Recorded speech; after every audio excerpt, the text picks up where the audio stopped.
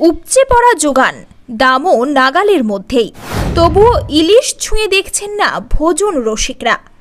ইলিশ বলে কথা, চাহিদা তো থাকবেই, কিন্তু এবার মালদায় যা ঘটল তা এক কথায় বেনজির।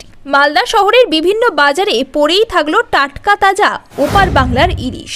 মালদা শহরের খাদ্যরসিক অধিকাংশ মানুষই অসন্তুষ্ট হয়ে ওপার বাংলার ইলিশ ছুঁয়েও দেখলেন না, বরং ঢের বেশি বিক্রি ডায়মন্ড হারবার, কোলাঘাট, গঙ্গা, এমনকি ওড়িশার ইলিশের। বাংলাদেশের অন্তর্বর্তী সরকারের কর্তা ব্যক্তিদের ভারত বিরোধী একের পর এক মন্তব্যের জোর প্রভাব মালদায়। মালদা শহরের অধিকাংশ বাসিন্দাই ছুঁয়েও দেখছেন না বাংলাদেশের ইলিশ। পুজোর মুখে তাই মাথায় হাত মাছ এলাকার ব্যবসায়ীদের।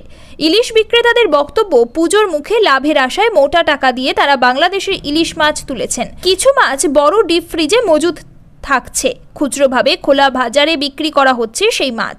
বাংলাদেশের 1 কিলো ওজনের ইলিশ বিক্রি হচ্ছে 1500 থেকে 1600 টাকায়। এক মাছ বিক্রেতা বললেন, এখন ক্রেতা নেই, জানি না কি হয়েছে, শহরের মানুষ বাংলাদেশের ইলিশ ছুঁয়ে দেখছেন না। উল্লেখ্য, মালদা শহরের নেতাজিপুর মার্কেট উত্তরবঙ্গের সর্ববৃহৎ মাছের আড়ত। অন্ধ্রপ্রদেশ হোক অথবা হাওড়া, প্রতিদিনই অসংখ্য লরিতে মালদার এই মাছের আড়তে টন টন মাছ ঢোকে। এছাড়াও মালদার বিভিন্ন পুকুর, বিল, নদীর মাছও আসে এই বাজারে। মালদার সর্ববৃহৎ মাছের আড়ত থেকেই শিলিগুড়ি, অসম, ঝাড়খণ্ড ও বিহারে বিপুল পরিমাণ মাছ রপ্তানি হয়। এছাড়াও মালদার ইংরেজ বাজার শহরে দেশবন্ধু চিত্তরঞ্জনপুর মার্কেট, মকদমপুর মার্কেট, ঝলঝলিয়া কাজী আজারউদ্দিন মার্কেট, গৌরোড বাজার, মালঞ্চপল্লী মার্কেট, সদরঘাট বাজার সহ ছড়িয়ে ছিটিয়ে প্রচুর মাছের বাজার রয়েছে।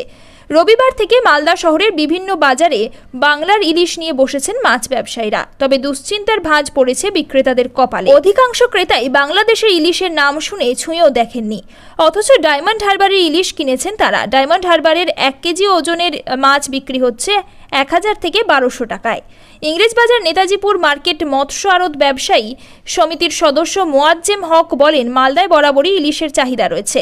বাংলাদেশের ইলিশ দেদার বিক্রি হয়, যারা ইলিশ প্রেমী তারা দাম দেখেন না, সুস্বাদু ওপার বাংলার মাছ হলেই হলো। কয়েক মাস আগেও বাংলাদেশের ইলিশ কবে ঢুকবে খোঁজ নিয়েছিলেন বহু ক্রেতা, কিন্তু এখন সে গুড়ে বালি। শুনেছি বাংলাদেশের অন্তর্বর্তী সরকারের ভারত বিরোধী একের পর এক মন্তব্যের কারণে এই বাংলায় প্রভাব পড়েছে, তার জন্য ইলিশ বিক্রি হচ্ছে না।